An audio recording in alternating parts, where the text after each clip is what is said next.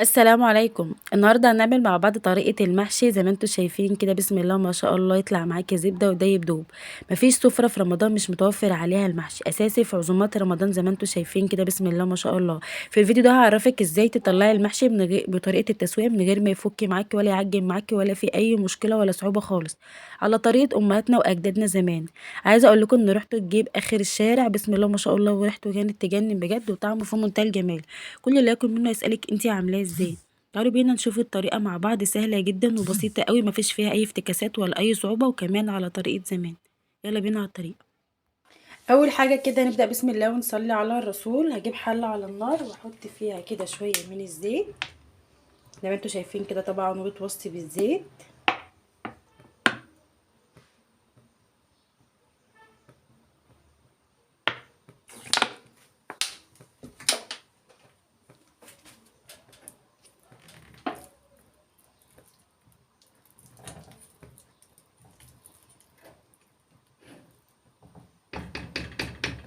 وهنحط حتة كبيرة زي ما انتوا شايفين كده بسم الله ما شاء الله من السمنة.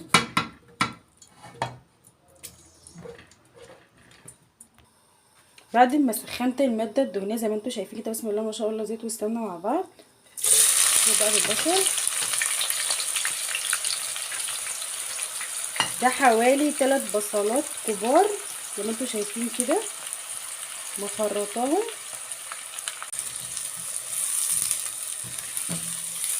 وهتسيبي البصله بتاعتك دي بقى تحمر خالص وتاخد اللون الاصفر الغامق زي ما انتوا شايفين كده.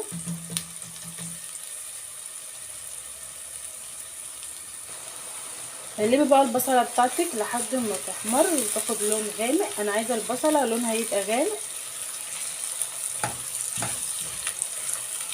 بسم الله ما شاء الله، ريحتها في منتهى الجمال، تحفه جدا.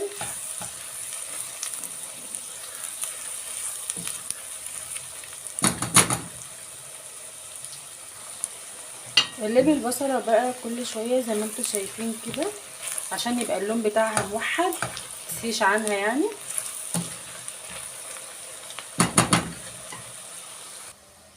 تعالي بقى على ما البصله بتاعتنا تحمر، ده كيلو وربع من الطماطم.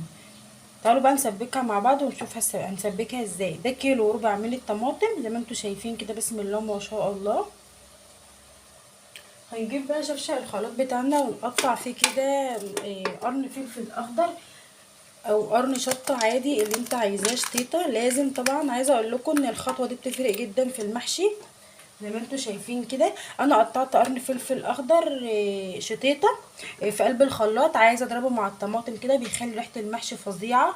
هنسبكه كده مع الطماطم. وكان عندي حته فلفل احمر هتترمي، قمت حطاها برده. عايزه بقى تحطي انت قرن فلفل اخضر على قرن شطيطه، بس الخطوه دي بتفرق جدا جدا. زي ما انتوا شايفين كده ضرب الفلفل مع الطماطم في الخلاط. وحط بقى الطماطم بتاعتك. يبقى زي ما اتفقنا ده كيلو وربع من الطماطم. شايفين بسم الله ما شاء الله.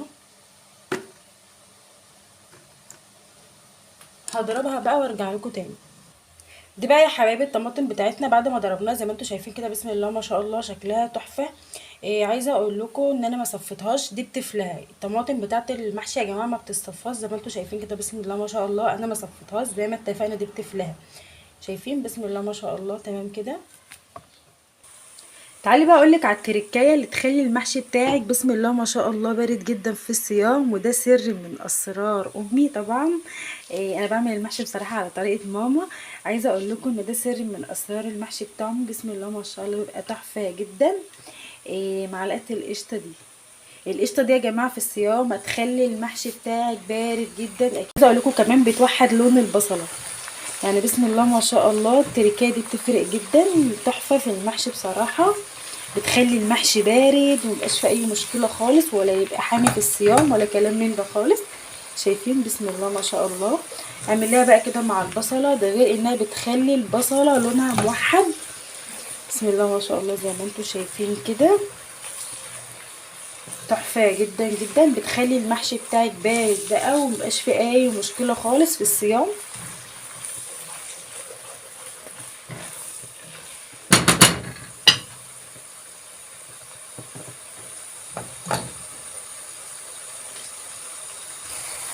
وتاني تركايه بقى هي المعلقه كبيره من الكزبره.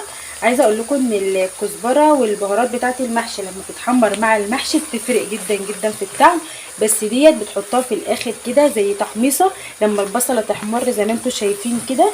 وما حاطه بقى البهارات بتاعتك اكنك بتحمصيها. عايزه اقول لكم بتفرق جدا جدا في ريحه المحشي ويبقى ريحتها في منتهى الجمال. ومعلقه كبيره من الكمون زي ما انتم شايفين كده. حمصي بقى البهارات بتاعتك ديت مع البصله كده لما تحسي ان هي احمرت وخلاص هتطلعيها. ادي لها كده تحميصه معاهم بتفرق جدا جدا في ريحه المحشي. وطبعا نص معلقه من الشطه. وما ننساش ان احنا حاطين شطه خضراء وان احنا كمان هنبقى في صيام. شايفين بسم الله ما شاء الله. حمصي بقى البهارات بتاعتك مع البصله زي ما انتم شايفين كده. لما تحسي ان البصله بتاعتك خلاص اتحمرت في الاواخر قومي حاطه بقى البهارات بتاعتك. عايزه اقول لكم ان التركه دي بتفرق جدا جدا في ريحه المحشي طبعا. الخطوه دي بقى من عندي انا ودي نص معلقه من البابريكا. عايزه اقول لكم ان هي بتفرق طبعا في المحشي لان بسم الله ما شاء الله ده فلفل ارناؤوطي احمر فطبيعي بيفرق جدا جدا. بتبقى جميله بصراحه. البابريكا في المحشي بتبقى في منتهى الجمال. زي ما انتم شايفين كده البصله بتاعتنا خلاص قربت. وده بقى يا حبايبي البصله بتاعتنا بعد ما احمرت. شايفين انا عايزه اللون ده بسم الله ما شاء الله كويس جدا جدا بالنسبه لي. هنزل بقى عليها بالطماطم زي ما انتم شايفين كده بسم الله ما شاء الله. زي ما اتفقنا انا هنا ضاربه في الطماطم ديت قرن فلفل شطيطه او اخضر او اللي متوفر عندك عادي. المهم حطي فيها فلفل عامه بيفرق جدا جدا في الخلطه وفي ريحه الخلطه زي ما انتم شايفين كده بسم الله ما شاء الله. هنسيبها بقى تتسبك مع نفسها خالص وهنوطي عليها امتى بقى لما تغلي. شايفين مفيش فيها اي صعوبه ولا اي مشكله خالص خالص. زي ما انتم شايفين كده بسم الله ما شاء الله تحفه جدا. ادي الطماطم بتاعتنا شايفين بسم الله ما شاء الله. علي عليها تغلي بقى ولما تغلي وطي عليها وسيبيها تتسبك مع نفسها خالص براحتها ما تستعجليش عليها. شايفين بسم الله ما شاء الله تحفه جدا جدا خطيره بجد. ريحتها فظيعه بجد. عايزه اقول لكم ان التركيه بتاعت تحميص البهارات دي بتفرق جدا جدا في ريحه المحشي. وكمان ديت البهارات اللي احنا حاطينها خلاص احنا حاطين يعتبر معلقه كبيره من الكمون معلقه كبيره من الكزبره نص معلقه من الشطه لان انا حاطه شطه اللي هي الخضره ديت عشان ما يبقاش حامي في الصيام زي ما انتم شايفين كده. كده انا استكفيت بالبهارات بتاعتي خلاص حطيتها في قلب الخلطه زي ما احنا شايفين كده. مش هحط بهارات تاني لان تحميصه البهارات دي بتفرق جدا جدا في ريحه الطماطم وهي بتتسبك وفي طعم المحشي عامه.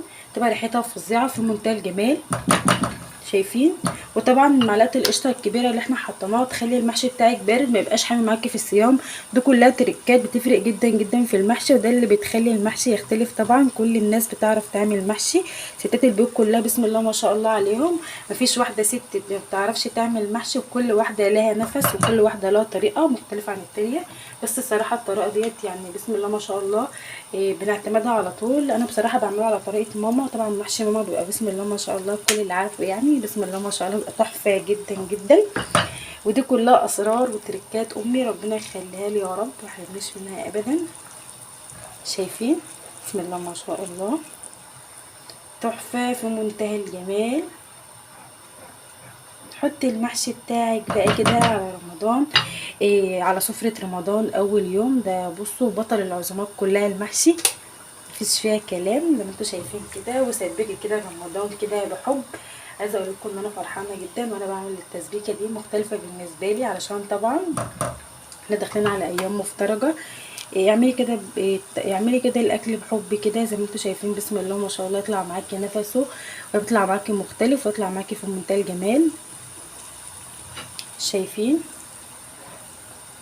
تسبيكه شكلها بسم الله ما شاء الله عامل ازاي قبل ما تتسبك. كل ده الطماطم بتاعتنا لسه ما غلتش وشكلها وطعمها شكلها وريحتها في منتهى الجمال تحفه جدا. هنا بقى الطماطم بتاعتنا زي ما انتم شايفين كده بسم الله ما شاء الله غليت خالص اهيت. شايفين تحفه جدا. عايزه اقول لكم ان الريحه بصراحه فظيعه فظيعه بجد اقسم بالله. شايفين بسم الله ما شاء الله. هنهدي عليها بقى النار تغلي خالص، تستوي خالص براحتها وتتسبك مع نفسها كده، ما تستعجليش عليها زي ما قلت لك، سيبيها تاخد وقتها في التسبيكه براحتها عادي، وهدي عليها النار. عايزه اقول لكم ان الحاجه لما بتهدى عليها بصراحه بتختلف جدا جدا، هو ده بقى النفس زي ما بيقولوا. يعني مثلا ما تاخديش الحاجه كده على ملا وشها على البوتاجاز كده وتسلقيها، صدقيني بتفرق جدا جدا، يعني كلها حاجات بسيطه بس بتفرق طبعا. زي ما انتم شايفين كده الطماطم بتاعتنا غليت، علشان بس ما تبهدلكيش الدنيا. هتبتدي بس تواربي الباب بتاعك كده بتاع الغطا، زي غطا الحله زي ما انتم شايفين كده، واربي الباب بتاعه كده، واربي الغطا بتاع الحله زي ما انت شايفه كده، علشان ما يبهدلكيش الدنيا. وفي نفس الوقت كده الحله بتاعتنا برده منفسه، مفيش فيها اي مشكله خالص، يعني الحله بتاعتنا كده مخرومه، يعني انا لو غطيتها كده مفيش اي مشكله خالص. عندي البخار هيطلع من الحته دي، فانا بقول علشان ما تغرقش معاكي البوتاجاز بتاعك وتطرطش وتبهدلك الدنيا، واربي الغطا بالراحه كده زي ما انت شايفه كده، وبس. وسيبها بقى تتسبك براحتها خالص خالص خالص، وخليها تطلع البخار بتاعها كله، ما تكتموش زي ما انتوا شايفين كده. خلاص هنهدي عليها النار ونغطيها بقى زي ما انتوا شايفين كده نص تغطيه، بحيث تطلع البخار بتاعها كله وما تبقاش وتتسبك وتخلص خالص خالص. هدي عليها النار بقى وسيبيها تاخد راحتها ووقتها في التسبيك، وبس كده. دي بقى يا حبايبي الخضره اللي احنا هنستخدمها. انا جبت هنا ربطه شبت زي ما انتوا شايفين كده ونضفتها، ودول 2 كزبره نضفتهم برضو، يعني زي ما انتوا شايفين دي ربطه شبت ودول 2 كزبره نضفتهم كويس جدا وما خليتش فيهم اي حاجه خالص. هغسلهم بقى واخرطهم وارجع لكم تاني. شايفين بسم الله ما شاء الله. يبقى دول 2 كزبره ودول ربطه شبت، بس كده. دي الخضره اللي انا بستخدمها، ما بحطش بقى بقدونس ولا كلام من ده خالص. ودي بقى يا حبايبي الطماطم بتاعتنا بعد بسم الله ما شاء الله زي ما انتم شايفين كده بالحلاوه والجمال دي، بعد ما اتسبكت. شايفين بسم الله ما شاء الله اتسبكت خالص وبقت جميله قد ايه، وشايفين لونها حلو ازاي، تحفه جدا. هنيجي بقى في الوقت ده كده ونحط لها بقى الملح بتاعنا، اللي هو الملح بتاع المحشي العادي التسبيك. هحط بقى هنا يا حبايبي الملح بتاعنا بقى للمحشي زي ما انتم شايفين كده، ده معلقه ملح كبيره زي ما انتم شايفين كده بسم الله ما شاء الله. مش هحط بقى ملح تاني خلاص كده، ده بتاع الخلطه كلها زي ما انتم شايفين كده. قلبي بقى كويس جدا. عايزه اقول لكم تركايه مهمه جدا جدا بتفرق في الطعم قوي قوي، وبتخلي المحشي بتاعك رقوق مسكر كده زي ما انتم شايفين. دي بصلايه بحب احطها كده بعد ما بسبك الطماطم زي ما انتم شايفين كده، بتخلي ريق المحشي بتاعي مسكر جدا جدا، وبتخلي له تسكيره حلوه كده. خرطيها بقى كده بعد ما المحشي بتاعك، بعد ما الخلطه بتاعتك تتسبك وتخلص خالص زي ما انتم شايفين كده.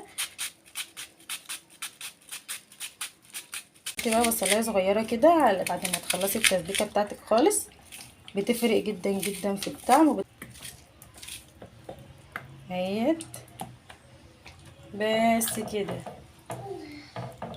وخلصت التسبيكه بتاعتنا ولا فيها اي مشكله، سهله جدا وبسيطه قوي قوي، مفيش فيها اي صعوبه. شايفين لونها جميل قد ايه، تحفه جدا بسم الله ما شاء الله.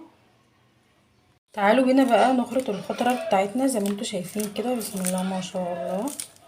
صغريها على قد ما تقدري عشان ما تبانش في المحشي بتاعك وانت بتاكلي كده.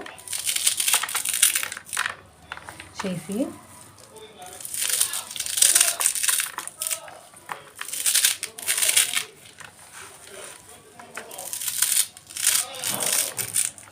سهله جدا وبسيطه قوي قوي.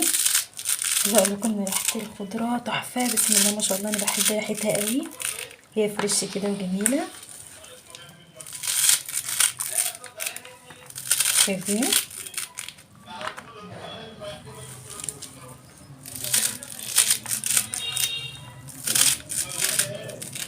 سهله وبسيطه قوي قوي. ممكن لو انت مش بتعرفي تتملكي منها بالسكينه زي ما انا ماسكاها كده، بالمقص عادي مش هتقولك اي، مفيش فيها مشكله خالص، ولا هتقولك لا زي ما انتم شايفين كده.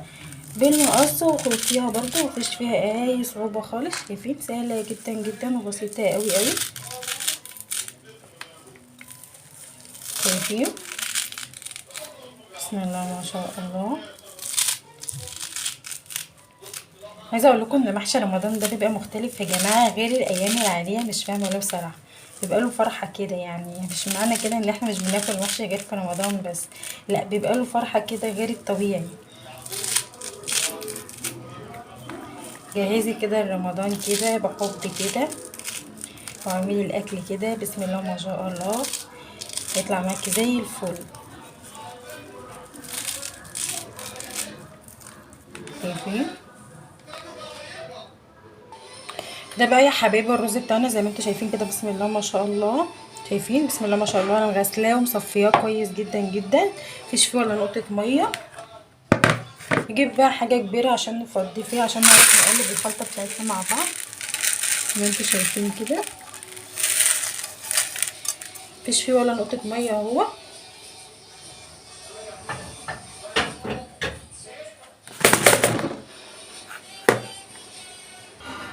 هنا بقى زي ما انتم شايفين كده ده الرز بتاعنا مفيش فيه ولا نقطه ميه.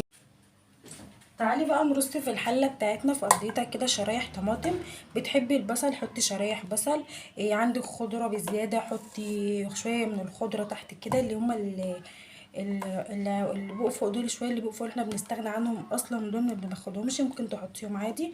انا بحب احط جزر وبصل وطماطم، بصراحه بتبقى ريحتها جميله كده، لو طعمها بيبقى حلو قوي لما بتتلدع كده في المحشي بتبقى فظيعه.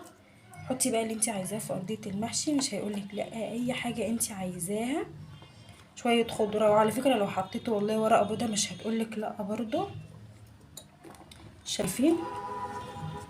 دي كده ارضيه الحله بتاعتنا زي ما انتم شايفين كده بسم الله ما شاء الله. يلا نبدا بسم الله ونصلي على الرسول. بسم الله كده توكلت عليك يا رب. نحشي بقى بعد ما جهزنا الخلطه بتاعتنا، وده طبعا الكرنب اللي احنا كنا مفرزينه مع بعض في فيديو. شايفين بسم الله ما شاء الله جميل ازاي، ولا في اي صعوبه ولا اي مشكله خالص، سهل جدا وبسيط قوي. وده اللي كنت بقول لكم عليه، ان انت في ثانيه بتطلعي الطبق يا دوبك يفك يبقى جاهز على المحشي. زي ما انتم شايفين كده ادي الورقه بتاعتنا القمر دي. ناخد بقى حبه من الخلطه كده على قد الورقه اللي قدامك اديلها. انا بحب المحشي بتاعي يبقى صغير، ما بحبش المحشيات كبيره بصراحه. شايفين اهيت مفيش فيها اي صعوبه، سهله جدا وبسيطه ومتماسكه جدا جدا. بسم الله ما شاء الله اللهم بارك. على قد الورقة اللي في ايدك حطي. بسم الله ما شاء الله، سهلة جدا وبسيطة قوي قوي قوي، مفيش فيها اي صعوبة ولا اي مشكلة خالص. شايفين بسم الله ما شاء الله. ده بقى بيسهل عليكي وقت جامد جدا جدا، تجهزي شوية الخلطة بتوعك والورق بتاعك متقطع على قد المحشي على طول زي ما انت شايفة كده. بسم الله ما شاء الله، وترصي على طول كده في الحلة بتاعتك. بحب المحشية الصغيرة اللي تبقى محندقة، ما بحبش المحشية الكبيرة ولا التخين. شايفين عاملة ازاي؟ بسم الله ما شاء الله، سهل جدا وبسيط قوي قوي قوي، مفيش فيه اي صعوبة ولا اي مشكلة خالص اهو. بسم الله ما شاء الله. خلي ايدك سريعة فيه مش هتحسي بيه. شايفين؟ ولا اي مشكلة ولا اي صعوبة. وايدك بسم الله ما شاء الله زي ما انت شايفة كده نظيفة، والورقة بورقتها. شايفين اهي، مفيش فيها اي مشكله. احلى صباع محشي ممكن تاكليه بسم الله ما شاء الله، تحفه جدا جدا. اللهم بارك. حطي بقى للورقه اللي معاكي على قد ما هي، حطي لها رز، متحاوليش تكبري فيها ولا بصي تحطي لها زياده عن حجمها ولا كلام من ده خالص، على ما هي حطي لها مش هتقولك لا. اهيت شايفين؟ تحفة جدا بسم الله ما شاء الله. انا بحب احط السطر الاولاني ورق كده زي ما انتم شايفين. في ناس بتحب تحط في الارضية بتنجان عشان يتلدع، بيبقى جميل جدا برضو، بحبه قوي كده لما يكون ملدوع كده، بيبقى بصراحة طعمه خطير. شايفين؟ سهل جدا وبسيط قوي قوي، مفيش فيه اي صعوبة ولا بصي هياخد منك وقت اصلا. شايفين بسم الله ما شاء الله اهو. احلى محشي ممكن تاكليه في حياتك لما تعمليه كده وانت بصي مزاجك حلو ومبسوطه كده، بصي صدقني مش هتحسي بيه خالص. طبعا انا بعمل المحشي ده زي ما قلت لكم مختلف بالنسبه لي عشان رمضان. شايفين؟ اعملي كده بحب وفرحه كده. شايفين بسم الله ما شاء الله، تحفه جدا. احلى صباع محشي ممكن تاكليه في حياتك بجد لما تعمليه بايدك كده وانت مبسوطه كده وبحب كده لعيالك. شايفين اهوت. احلى صباع محشي بسم الله ما شاء الله، جميل جدا جدا، مفيش فيه اي مشكله خالص. واهم حاجه بقى رصه الحله. بصي بصراحه بحب اوي ارص الحله كده رصه حلوه كده، ما نكشهاش بقى ولا واحده طالعه ولا واحده نازله ولا كلام من ده خالص. شايفين سهل اوي اوي، مفيش فيه اي صعوبه ولا اي مشكله خالص. وزي ما اتفقنا على قد الورقه اديها، مش هتقولك لا اهي. بسم الله ما شاء الله، تحفه بجد. بصي والله ما حسيتش بيه، عايزه اقول لكم خالص خالص خالص، لان زي ما قلت لكم انا مجهزه الكرنب ومجهزه كل حاجه، يا دوبك بس على قد شويه الطماطم سبكتهم وشكرا على كده. اهوت شايفين احلى صباع محشي متماسك جدا جدا، ولا بقى مفكوك ولا مهوي ولا حته طالعه ولا حته نازله ولا اي كلام من ده خالص. على قد الورقه اللي في ايدك حط لها هتلاقي بسم الله ما شاء الله معاكي جميله جدا. اهو شايفين تحفه جدا جدا جدا، بسم الله ما شاء الله. اهو ولا اي مشكله خالص.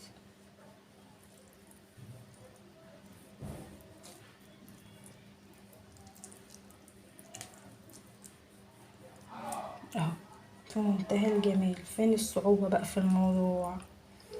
فين الصعوبه؟ ولا اي مشكله. اهو شايفين تحفه جدا جدا جدا كمان، بسم الله ما شاء الله. عايزه اقول لكم ان ريحه الخلطه تجنن، مختلفه تماما. جربيها صدقيني والله العظيم بالطريقه ديت هتلاقيكي تعمليها على طول وتعتمديها على طول، من حلاوه ريحه الخلطه فظيعه. اهي بسم الله ما شاء الله اللهم بارك. شايفين تحفه جدا جدا. شايفين بسم الله ما شاء الله، زي ما اتفقنا رصة الحلة بتفرق جدا جدا. شايفين شكلها جميل قد ايه، تحفة بسم الله ما شاء الله. شايفين مفيش فيها غلطة ولا اي مشكلة، ولا واحدة كبيرة عن واحدة ولا الكلام من ده خالص. شايفين بسم الله ما شاء الله كله مقاس واحد، تحفة جدا. هكمل انا بقى وارجع لكم تاني. يا حبايبي شكل حلة المحشي بتاعتنا بعد ما خلطناه، شايفين شكلها بسم الله ما شاء الله جميلة قد ايه، تحفة جدا جدا. شايفين كل الصوابع قد بعضها، صباع صباع، مفيش فيها اي واحد اكبر من التاني ولا اي مشكلة خالص. شايفين تحفة جدا، شايفين بسم الله ما شاء الله في منتهى الجمال، روعة. تعالوا بقى نحط له القعد بتاعه كده بسم الله ما شاء الله. لازم رشه الملح اللي على الوش ديت، علشان انا الملح المحشي بتاعي ملحه خفيف مش مكتره له بصراحه، فلازم منها برده رشه صغيره كده. ممكن تحطي مرقايه عادي مفيش اي مشكله. هنا بقى انا عندي مرقه شوربه كده زي ما انتم شايفين، غليها كويس جدا جدا. شايفين بسم الله ما شاء الله. حطي بقى القعد بتاعك وما تخافيش كده، وهزيه كويس جدا جدا زي ما انتم شايفين كده. حطي بقى كده كملي، لسه محتاجه اهوت. لازم تحطي السطر الاولاني، لازم تهزي الحله بتاعتك كده وتتاكدي ان المحشي بتاعك كله شرب من المرقه زي ما انت شايفه كده. انا بحبش اكتر له، لانه لما بيغلي الميه بتاعته بتزيد اكتر واكتر، لان المحشي اصلا بيبقى فيه الكرنب بيبقى بينزل ميته وخلطه المحشي برده بتنزل اللي فيها، فبيزيد اصلا القعد بتاعه بيزيد زي ما انتم شايفين كده. فانا ما بحبش اكتر له بصراحه قوي، لان انا بحبه كده يبقى مش معجن زي ما انتم شايفين كده. هو كده كويس بالنسبه لي، يا دوبك عما يغلي هيغطي نفسه زي ما انتم شايفين كده. اول ما يغلي معانا يغطي نفسه. القد ده كده كويس بالنسبه لي زي ما انتم شايفين كده. اهو بسم الله ما شاء الله مش قليل على ولا حاجه. هو يا دوبك لما يغلي كده هيغطي نفسه زي ما انتم شايفين كده، بسم الله ما شاء الله. اهوت حلو قوي كده كويس جدا، مفيش فيه اي مشكله.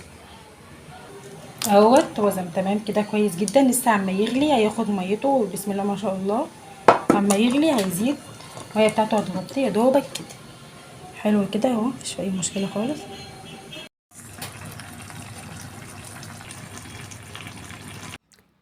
تعالي بقى نشوف المحشي بتاعنا بعد الخطوات اللي احنا عملناها مع بعض وطريقة التسوية المظبوطة جدا جدا والقعد اللي ما يخرش المية زي ما انتوا شايفين كده. بسم الله ما شاء الله، اللهم بارك.